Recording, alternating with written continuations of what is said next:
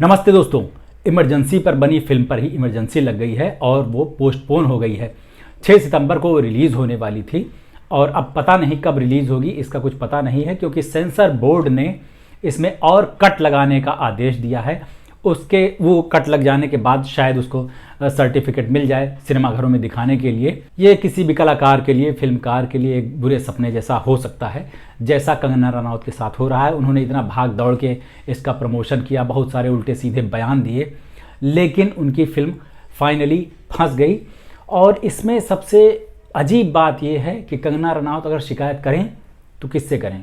अगर किसी और की सरकार होती, विपक्ष में जितनी भी पार्टियां हैं उनमें से किसी की होती, तब तक वो धागे खोल देती है अभी तक वो।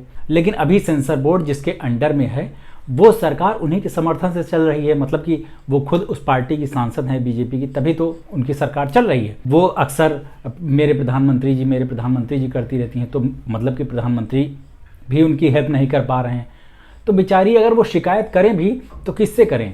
ना वो सेंसर बोर्ड की शिकायत कर सकती हैं, ना गवर्नमेंट की शिकायत कर सकती हैं, न राहुल गांधी की, ना इंदिरा गांधी की शिकायत कर सकती हैं कि जिन्होंने इमरजेंसी लगा दी। उल्टे उनको इंदिरा गांधी का शुक्रगुजार होना चाहिए कि उन्होंने इमरजेंसी लगाई थी तो आज इनको फिल्म बनाने का मौका मिला। हालांकि वो इमरजेंसी बहुत ही गलत चीज़ थी, किसी भी तरह से नागरिकों के अधिकारों को कुचलना सही नहीं, ना पहले था ना भी है। उसके लिए कांग्रेस माफ़ी मांग भी चुकी है।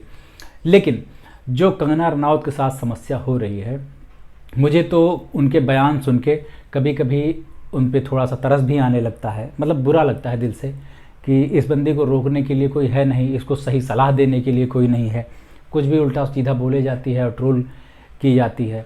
कभी कभी लगता है कि ये हद से ज़्यादा सीधी है कि जो मन के अंदर है वो भग से बोल देती है और फिर उस पर ट्रोल की जाती है। बाकी लोग जो है डिप्लोमेटिक जवाब देते हैं, इसलिए बच जाते हैं, भले मन के अंदर कुछ भी रहे।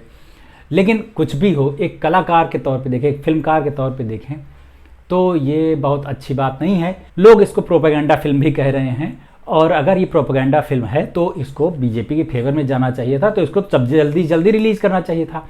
कितनी सारी प्रोपेगेंडा फिल्में पिछले 10 साल में रिलीज़ की गई हैं। इंदिरा गांधी की ही जीवनी पर एक और फिल्म आई थी 2017 में, इंदु सरकार, मधुर भंडारकर की, वो भी रिलीज़ हो गई थी। उसके खिलाफ भी कांग्रेस वालों ने खूब हंगामा किया था, लेकिन वो रिलीज़ हो गई। उसके अलावा पीएम मोदी की भी बायोपिक आ चुकी है, अब मैं अटल हूँ आ चुकी है, एक्सीडेंटल प्राइम मिनिस्टर आ चुकी है, केरला फाइल, कश्मीर फाइल्स और वीर सावरकर जैसी कितनी सारी फिल्में आ चुकी हैं जो रिलीज़ हो गई हैं। उनमें बहुत ज़्यादा कटपीट भी नहीं लगाया गया, बहुत हंगामा भी हुआ उनको लेके, लेकिन उनकी रिलीज़ तो नहीं रोकी गई, ना पोस्टपोन की गई।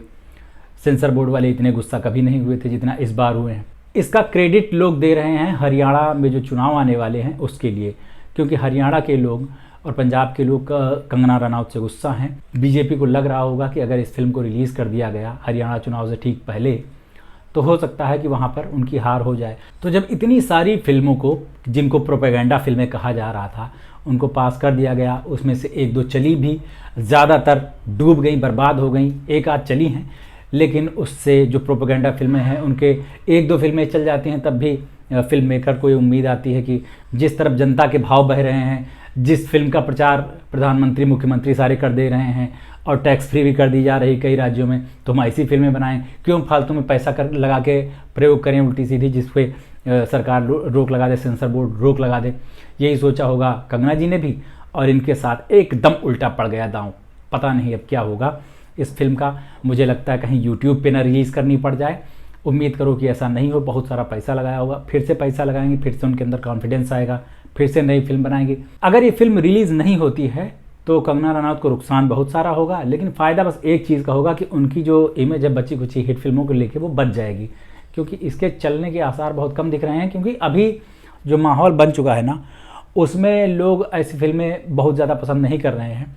बाकी कोई जानता नहीं है, हो सकता है कि अच्छी बन गई हो तो लोग देखने चले ही जाएं। कंगना रनौत इसमें वन मैन आर्मी है, वही शायद इसकी राइटर भी हैं, और डायरेक्टर, प्रोड्यूसर और मेन लीड रोल जो किया है वो तो हैं ही।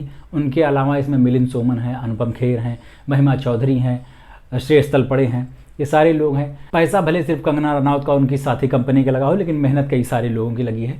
तो पिक्चर तो रिलीज़ होनी चाहिए, बाकी आने वाला समय बताएगा कितनी देर लगती है, कितने कट लगते हैं, देखा जाएगा। और लास्ट में चलते चलते आप सबसे एक अपील है कि मेरे इस चैनल को सब्सक्राइब कर लीजिए। बहुत सारे लोग बहुत सारा प्यार दे रहे हैं, उसके लिए थैंक यू रहेगा। अभी चलते हैं, लौट के मिलते हैं। नमस्ते।